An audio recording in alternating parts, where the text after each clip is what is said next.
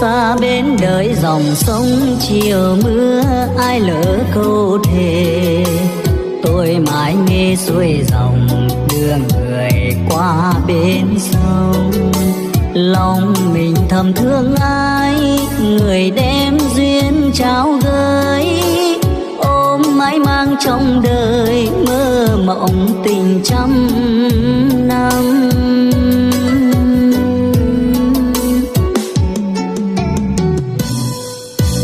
Khi ước nguyện thành đôi nhưng ai bỏ quê đi rồi, những hẹn hò cho tôi lời thương lời nhớ lời mơ, chờ đợi mùa trăng sau xây cầu tình chung lối, ghi dấu mang trong lòng kỷ niệm một dòng sông.